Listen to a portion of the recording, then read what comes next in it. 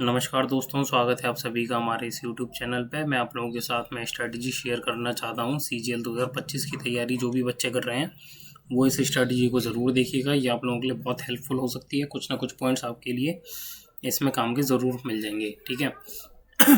तो मैं आपको बता दूं कि प्री का जो एग्ज़ाम है वो जून जुलाई में होने वाला है 2025 में।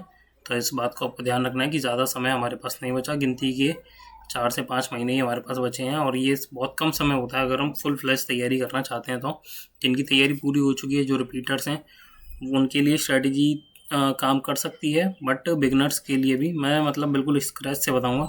आप जिस भी लेवल पर हैं उसे अपने हिसाब से एडजस्ट कर सकते हैं।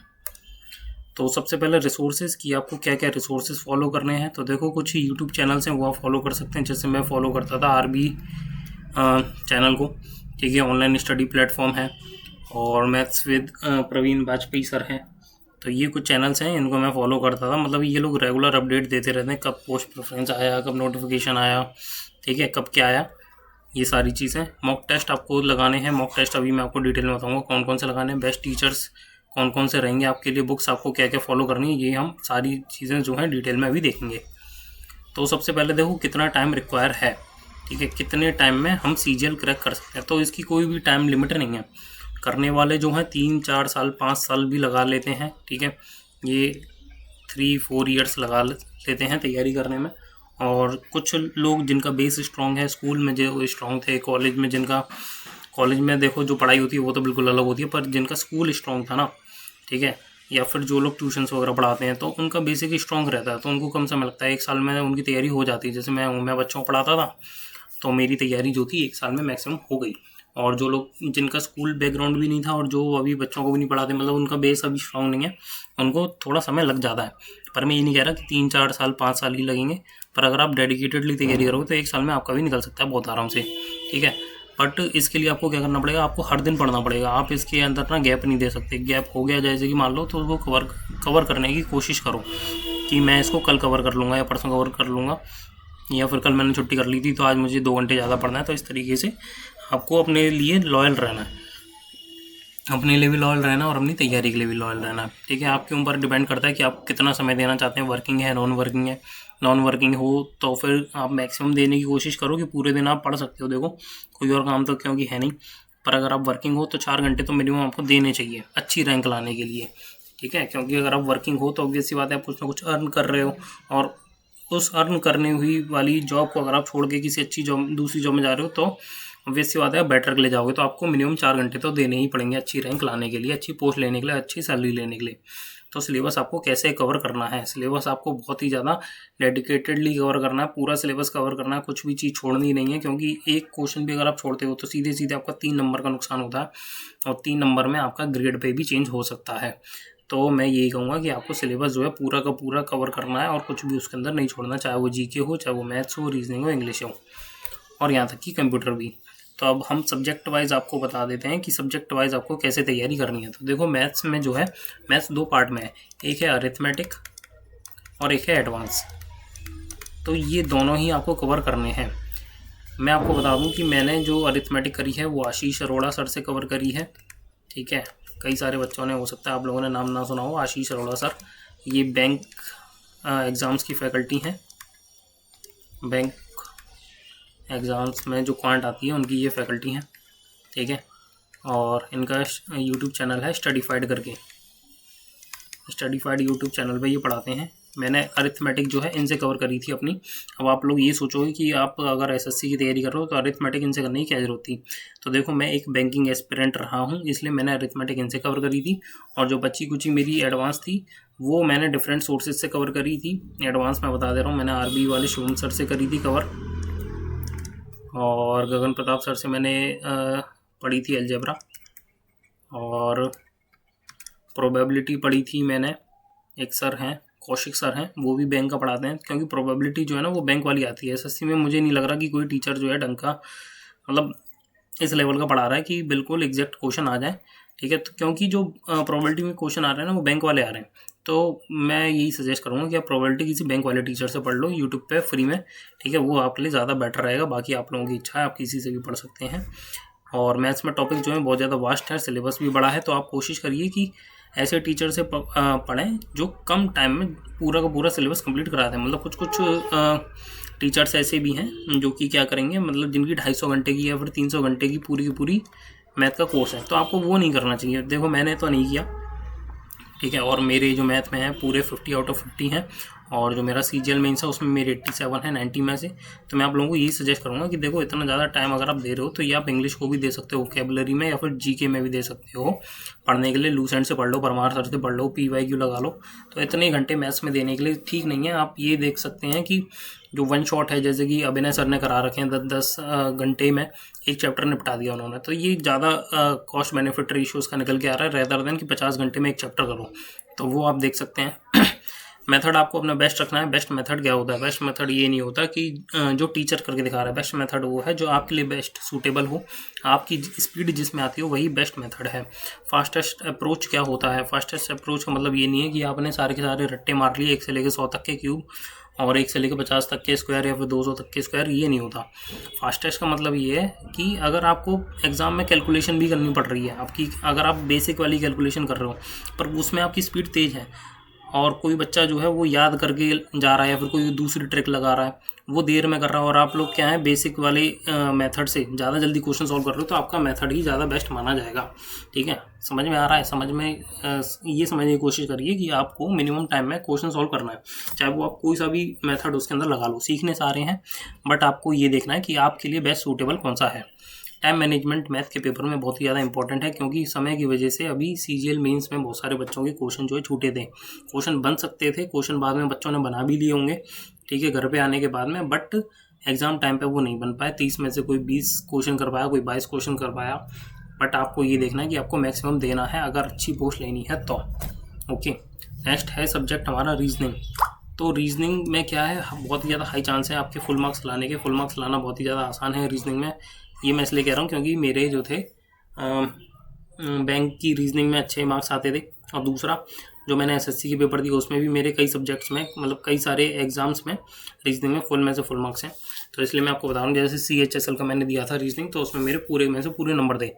तो रीजनिंग में नंबर लेके आना आसान है, बट अगर आपने सिली मिस्टेक कर दी तो वो पूरे नंबर की चांस जो है बहुत ही ज़्यादा ड्रास्टिकली गिर जाएंगे। ठीक है, और अगर आप एक क्वेश्चन भी गलत करते हो सिली मिस्टेक की वजह से, तो उसमें सीधे 4 नंबर जाते हैं। 4 नंबर बहुत ज़्यादा बड़ा डिफरेंस क्रिएट कर सकते हैं। तो आपको रीजनिंग को हल्के में भी नहीं लेना, पर यह है कि यहाँ पर नंबर लाने के चांसेस बहुत ज़्यादा हाई हैं। मिनिमम एफर्ट इसमें लगेगा, आपको इतना ज़्यादा पढ़ने की ज़रूरत भी नहीं है, और लिमिटेड इसका सिलेबस है, तो आप इसकी प्रैक्टिस करना डायरेक्ट शुरू कर सकते हैं। अलग से इसके लिए कुछ आपको कोर्स वोर्स लेने की ज़रूरत मुझे नहीं लगता कि है। यूट्यूब से भी आप इसकी पूरी तैयारी कर सकते हैं। एक बार सिलेबस देख लो, सिलेबस में सारे टॉपिक्स पकड़ लो और टॉपिक्स को देखते जाओ यूट्यूब पे 1 बाय 1।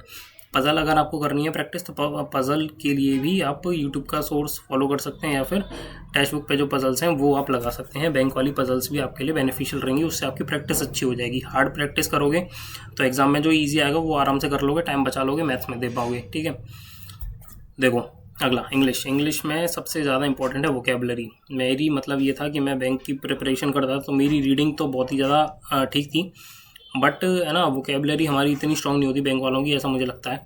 तो वोकेबलरी के लिए मैंने पढ़ना शुरू किया था ब्लैक बुक की वोकेबलरी बेस्ट है। ठीक है, आपकी सारी कवर हो जाएगी। अब देखो, जब भी रियल एग्जाम होता है, रियल एग्जाम में 4 से 5 क्वेश्चन अगर वोकेबलरी के आ रहे हैं, तो ब्लैक बुक में मैं आपको बता दे रहा हूँ ऑनेस्टली 3 से 4 क्वेश्चन ही मिलेंगे, और 1 या 2 क्वेश्चन जो है बाहर से आ जाएगा। अब देखो, जो क्वेश्चन 1 या 2 बाहर से आ रहा है उसके लिए ऐसा तो है नहीं कि आप दूसरी किताब पढ़ोगे। ठीक है, समझने की कोशिश करो कि 1-2 क्वेश्चन के लिए आपको दूसरी किताब पढ़ने की जरूरत नहीं है। आप उन 3-4 क्वेश्चन पर फोकस करो, बार बार रिविजन करो। वो 3 से 4 आपके पक्के होने चाहिए। रीजनिंग इंग्लिश में क्या है ना कि अगर आप एक क्वेश्चन छोड़ देते हो, 2 क्वेश्चन छोड़ देते हो, तो उससे इतना इम्पैक्ट नहीं पड़ता। बट शर्त ये है कि आप जितने बाकी के 38 क्वेश्चन कर रहे हो 40 में से या 45 में से, अगर आप 43 कर रहे हो तो वो गलत नहीं होने चाहिए। इंपॉर्टेंट ये है, SSC में सबसे ज़्यादा इंपॉर्टेंट ये है कि आपके क्वेश्चन गलत नहीं होने चाहिए। एक्यूरेसी के बेसिस पे आपको अच्छी रैंक मिलेगी। रीडिंग कॉम्प्रिहेंशन के लिए देखो प्रैक्टिस करनी है आपको सबसे ज़्यादा। इंग्लिश को लाइट नहीं लेना, ठीक है, कि ये तो इंग्लिश है, ये तो हम कर लेंगे। करना नहीं है, करना ही है। मॉक लगाओ, मैक्सिमम सेक्शनल मॉक लगाओ, फुल लेंथ लगाओ, जितने मॉक लगा सकते हो उतने मॉक लगाओ। ठीक है, मैं यही कहूँगा इसमें। जीके देखो भाई, जीके जो है सबसे ज़्यादा खतरनाक सब्जेक्ट है। सिलेबस इसका समुंदर जैसा है, याद रहता है बाल्टी भर का। तो इसके लिए एक ही सॉल्यूशन है, वो है परमार सर। ठीक है। परमार एसएससी यूट्यूब चैनल है, उनसे आप अपनी तैयारी कर सकते हैं। मैंने भी तैयारी उन्हीं से करी थी। मैं आपको बता दूं, मेरे CHSL के मेंस में 20 क्वेश्चन में से मेरे 15 क्वेश्चन सही थे। मैं 16 अटैम्प्ट करके आया था, केवल एक मेरा गलत हुआ, वो भी मैंने करंट अफेयर में तुक्का मारा था। बाकी 15 जो मैंने करे थे वो अच्छे करे थे, ठीक है, बिल्कुल सही थे वो। CGL में भी मेरा स्कोर जो है ठीक ठाक ही रहा है। बाकी प्री में मेरे मार्क्स अच्छे रहते हैं। तो मैं यही कहूँगा कि परमार सर से पढ़ना ज़्यादा रिलायबल है रेदर देन किसी और सोर्स को फॉलो करना। अगर आप देख सकते हैं, देखो, एक्सप्लोर करो, हो सकता है कि आपको बेस्ट मिल जाए, बट बेस्ट के चक्कर में आपका समय निकल जाएगा।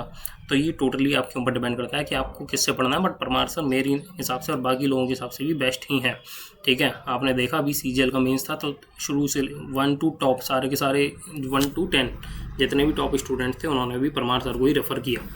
बाकी लूसेंट की बुक है, लूसेंट की बुक से आप पढ़ सकते हैं। इसका जो पिंक वाले बॉक्सेस बने हुए हैं उनमें जो कंटेंट है वो ज़्यादा फैक्चुअल है और याद करने लायक है। क्वेश्चन ज़्यादातर उन्हीं में से बनते हैं। तो परमार सर से आप वीडियो लेक्चर ले सकते हैं, FRB, वन शॉट, निट्टो विट्टो। और बाकी इनके जो नोट्स हैं, नोट्स पढ़िए। और बाकी अगर आपको फिर भी कुछ कमी लगती है तो येलो वाली जो बुक है लूसेंट की, उसके आप पिंक बॉक्सेस को पढ़ सकते हैं। करंट अफेयर देखो बहुत ज़्यादा अनप्रेडिक्टेबल है।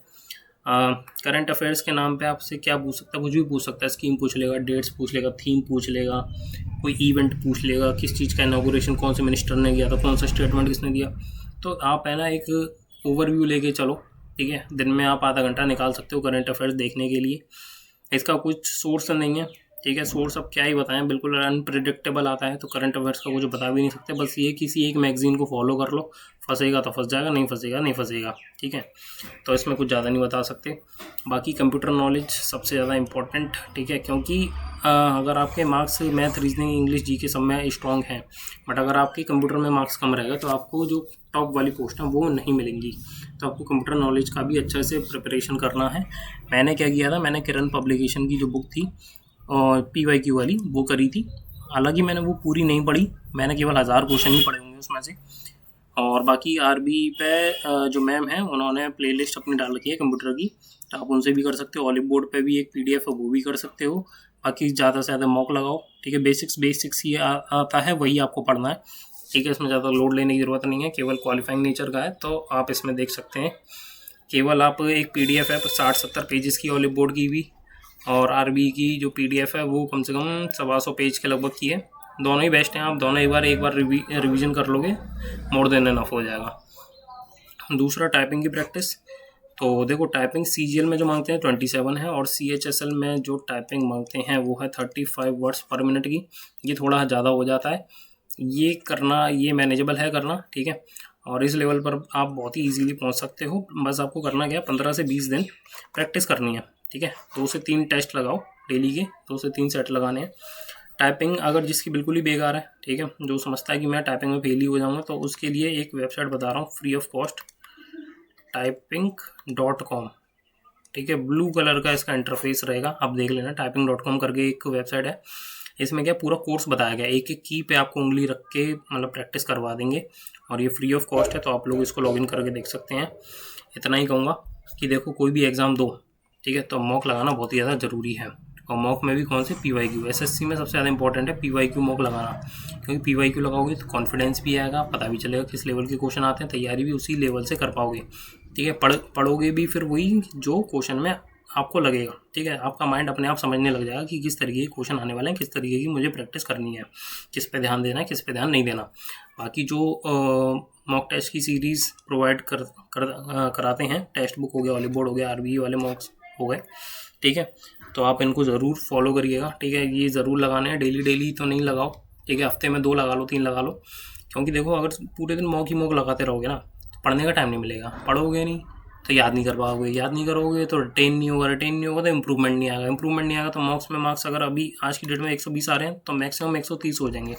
बट अगर आप हफ्ते में 2 या 3 लगा रहे हो, बाकी टाइम अगर आप पढ़ रहे हो, पढ़ने से नॉलेज बढ़ेगी तो वो मॉक में भी बढ़ के ही दिखेगी, ठीक है। तो मैं ये कहूँगा, मॉक्स को और स्टडी को, ठीक है, बराबर टाइम दो, ठीक है, और स्टडी ज़्यादा करो। मॉक्स केवल आपको ये देखना है कि आपके कितने मार्क्स बन रहे हैं, पर स्टडी क्या है, वो एक्चुअल में मार्क्स आपके बढ़ा के देगी। प्रैक्टिस करो मैथ्स के क्वेश्चन ज़्यादा से ज़्यादा, सिर्फ मॉक देने से कुछ नहीं होगा। मॉक्स भी देने हैं, बट सिर्फ मॉक्स के ऊपर मत लगे रहना, ठीक है। और RB में जो मैंने सबसे ज़्यादा नोटिस किया था, मैथ्स के हाई लेवल वाले जो मैथ्स के हाई लेवल सेक्शनल वाले जो टेस्ट हैं वो बहुत ही ज़्यादा हेल्पफुल हैं, ठीक है। हालांकि उनका लेवल बहुत ही ज़्यादा हाई है, बट उनकी प्रैक्टिस अगर करके जाओगे तो मेंस हो चाहे प्री हो, उसमें कभी भी आपको डर नहीं लगेगा कि यार मेरी क्या होगा, ऐसा ना हो समय कम पड़ जाए। समय का आपको कभी भी डर नहीं लगेगा, ठीक है। हाई लेवल मॉक अगर जिसने कर लिए, बट ये है कि आप पहले अपने बेसिक्स क्लियर करो, फिर एडवांस की तरफ जाना।